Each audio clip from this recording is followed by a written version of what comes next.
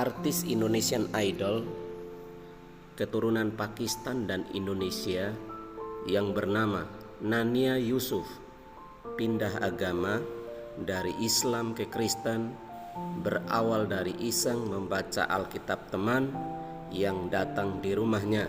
Haleluya, puji nama Tuhan, luar biasa. Tidak ada yang mustahil bagi Tuhan. Nah, seperti apa selengkap daripada kesaksian ini? Silahkan simak video berikut ini. Shalom, apa kabar? Luar biasa pasti ya. Ada sukacita di sini? Puji Tuhan. Ya, saya akan memperkenalkan diri saya dulu. Saya Nania Yusuf.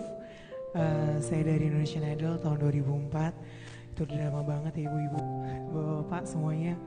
Mungkin bapak ibu saudara semuanya di sini bertanya-tanya kok ada Nania ada di sini dan kenapa namanya kok Nania Yusuf? Saya sebelumnya saya dari seberang, saya dari Muslim. Keluarga saya, mami saya half Pakistan, bapak saya Jawa, makanya agak Taliban sedikit mukanya. Agak-agak Taliban sedikit. Saya sekarang sudah mau memasuki tahun kedua untuk bisa terima Yesus dalam kehidupan saya, dan puji Tuhan tidak akan pernah berubah sampai kapanpun juga, meskipun banyak sekali harga yang mesti dibayar untuk bisa terima Yesus sebagai juru selamat saya. Saya akan menceritakan sedikit bagaimana saya bisa terima Yesus. Awalnya adalah karena iseng, tapi saya tahu Tuhan gak pengen kita iseng untuk mengenal Dia. Awalnya saya buka-buka Alkitab teman saya yang ketinggalan. Saya punya sahabat namanya Dede. Dia Kristen dari kecil. Kita ketemu lagi di Jakarta. Waktu itu dia main ke rumah saya waktu hari Minggu. Hari Minggu setelah itu kita ngobrol-ngobrol seperti biasa dan dia pulang. Ketika pulang, Alkitabnya ketinggalan di rumah saya. Saya penasaran, saya orang yang sangat penasaran. Saya buka-buka itu Alkitab. Ketika saya buka, ada tulisan, kita patut percaya bahwa Yesus benar-benar ada. Saya hanya tahu Yesus adalah Tuhannya orang Kristen. Tapi saya nggak tahu kalau Yesus adalah jalan kebenaran. Saya termasuk orang yang sangat taat beribadah. Semua ibadah saya kerjakan. Mulai dari 5 waktu, 10 waktu, sunnah, tidak sunnah, wajib, tidak wajib, saya lakukan. Saya tidur jam 11 setelah buka Alkitab, saya tidur jam 11. Saya bangun jam 1 untuk melaksanakan sholat tahajud. Ketika saya sholat tahajud,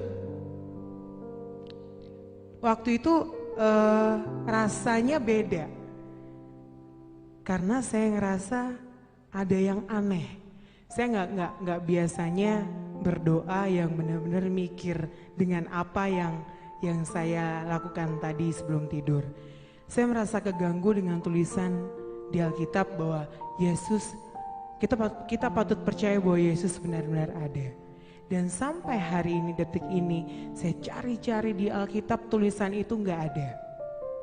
Mungkin itu cara Tuhan untuk mengenalkan dirinya kepada saya, karena saya waktu itu benar-benar belum tahu siapa Yesus. Kalau seandainya saya dikasih tahu Yesus bahwa Nania saya ada dengan bahasa-bahasa Alkitab, mungkin saya give up duluan, saya nyerah duluan, karena terlalu berat mungkin bahasanya. Saya cari-cari sampai sekarang belum ketemu. Nah, ketika saya berdoa sama Tuhan saya bilang, ya Allah, kalau seandainya Yesus itu benar-benar ada, tolong tunjukkan ke saya. Saya bilang gitu sama Tuhan saya. Setelah saya berdoa, saya kembali tidur lagi jam 2, saya kebangun, pintu kamar saya diketok 3 kali. Saya kaget, saya bangun, ketika saya melek, buka mata, saya ngelihat ada cahaya dari tembok kamar saya, dari pojok. Saya ngelihat ada cahaya dari kecil lama-lama besar. Dan di situ ada sosok wajah yang tidak pernah saya kenal sebelumnya. Yang saya tahu pada waktu itu biasa perempuan yang saya tahu hanya ganteng banget. Dan juga matanya benar-benar bikin saya nyaman. Dan lebih heran lagi, dia senyum sama saya. Dia senyum. Gimana sih kalau mempersilahkan lihat saya, kayak welcome sama saya.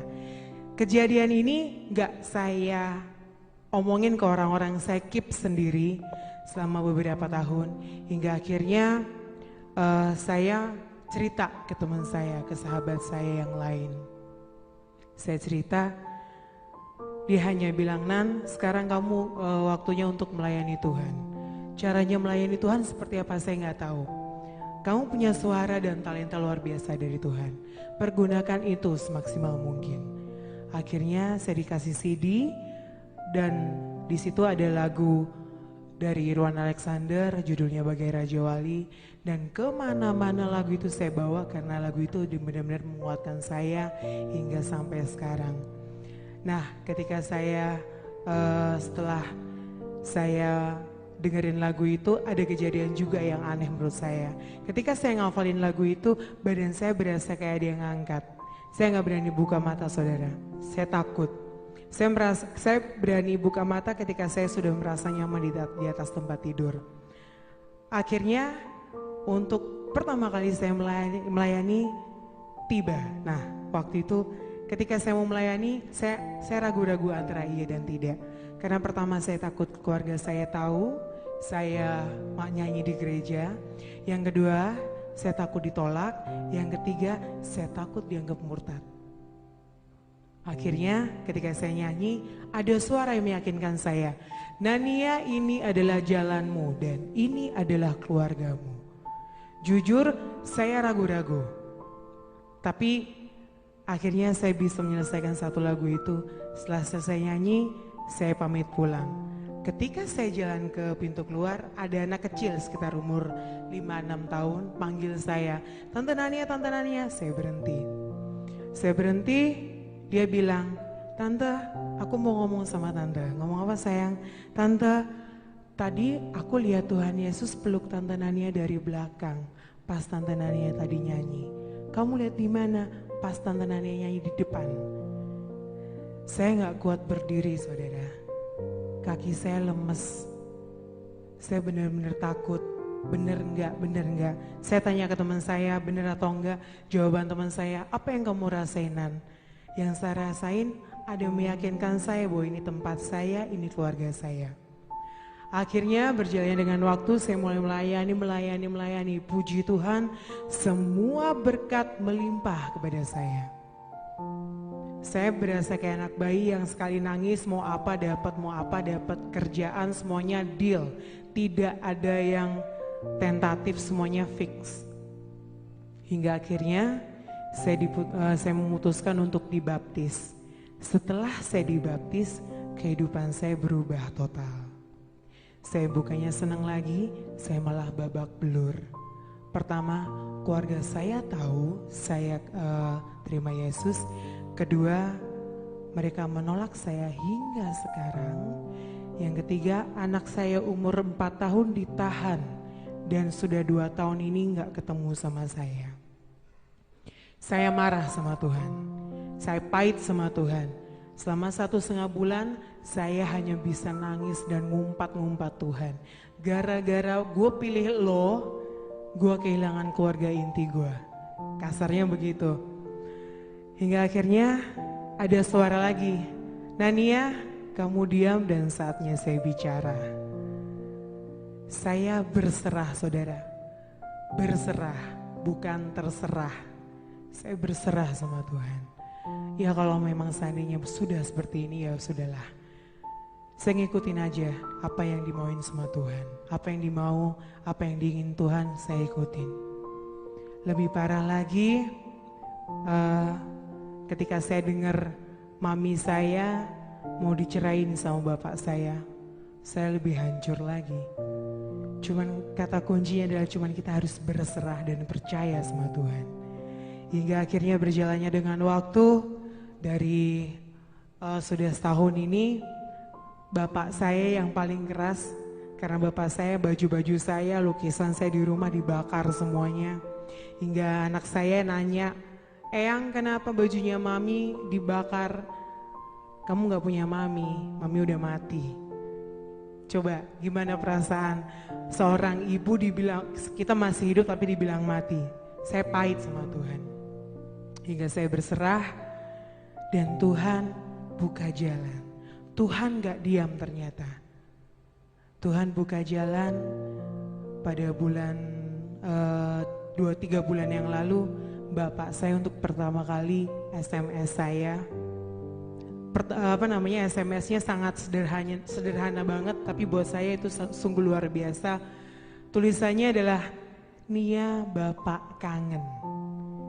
Bayangin, udah bertahun-tahun nggak pernah telepon, nggak pernah SMS. Begitu SMS ngomong, "Nia, Bapak kangen." Dan lebih parah lagi, bapak saya dulu ngumpat saya kafir, murtad, dan kalau seandainya berani datang ke rumah saya bakal bunuh kamu. Tapi saya nggak tinggal diam, saudara. Saya semuanya serahin sama Tuhan. Kuncinya adalah berserah dan percaya. Dan puji Tuhan sampai sekarang bapak saya masih bisa terima saya. Sudah bisa terima saya, tinggal mami saya yang masih keras. Tapi suatu saat saya percaya keluarga saya akan dimenangkan sama Tuhan. Dan anak saya saking jengkelnya mami saya ke saya, anak saya dimasukin ke sekolah Islam. Tapi gak apa-apa, meskipun Islam atau apalah itu, yang pasti dan yang paling penting dia harus percaya bahwa Yesus adalah jalan kebenaran. Saya percaya itu, dan suatu saat nanti saya minta dengan segala kerendahan saya, minta doanya untuk keluarga saya juga di tempat ini, dengan keluarga baru saya di sini. Minta doanya untuk keluarga saya agar dimenangkan atas nama Tuhan Yesus. Terima kasih, itu sedikit kesaksian hidup saya. Dan saya akan membawakan satu pujian yang saya bilang lagu ini sangat membantu saya untuk pulih, benar-benar pulih, dan banyak sebenarnya godaan. Nania balik aja ke masa lalu. Cuman ketika setiap kali saya dengerin lagu ini, kayak berasa ada yang manggil, "Nan, tempat kamu di sini dan tempat kamu jauh di depan sana lebih mulia." Bagi Raja Wali.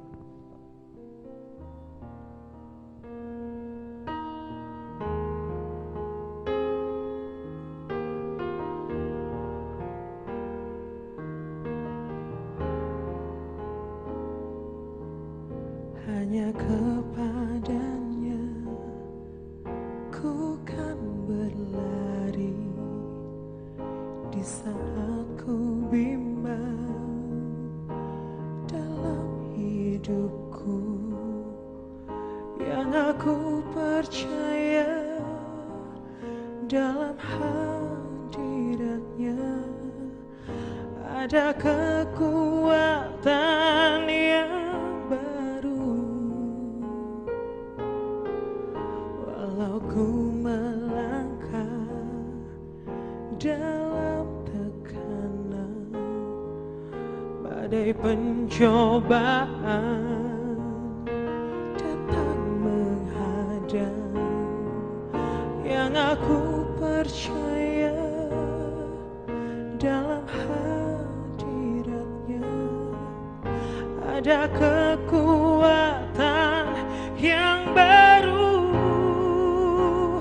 Ku kan terbang tinggi bagai Raja Wali di atas segala persoalan hidupku, dan aku percaya saat ku bersandar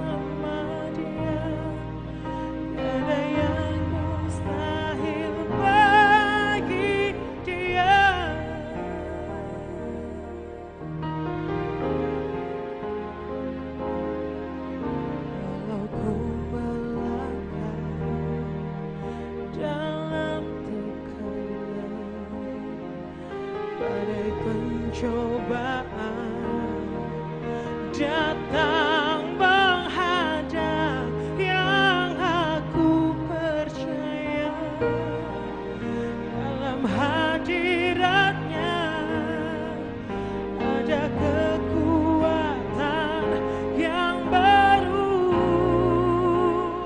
Ku kan terbang tinggi bagai raja wali di atas segala persoalan hidupku, dan aku percaya saat ku bersama Dia, tiada yang mustahil bagi Dia.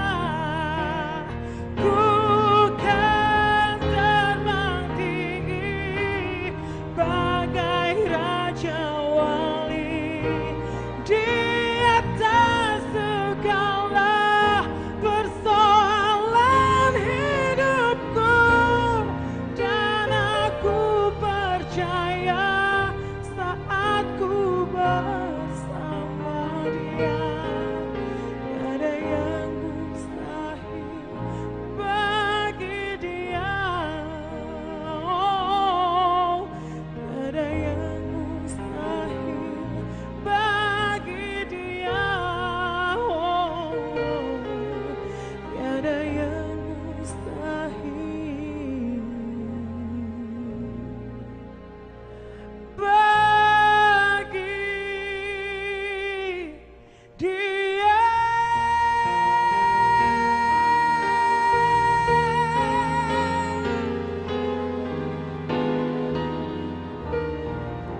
Tidak ada yang mustahil buat Tuhan.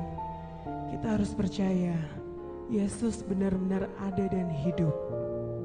Saya percaya itu karena Tuhan sudah membuktikan, sudah meyakinkan saya. Sehancur-hancurnya saya, Tuhan bisa mengangkat saya lagi untuk percaya dengan Tuhan.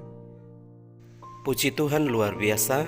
Kesaksian ini kiranya dapat memberkati kita semua, dan kiranya menumbuhkan iman kita bahwa Yesus benar-benar ada dan Dia siap menolong siapa yang percaya dan berharap kepadanya. Tuhan memberkati. Amin. Jangan lupa klik video yang di sini ya. Terima kasih.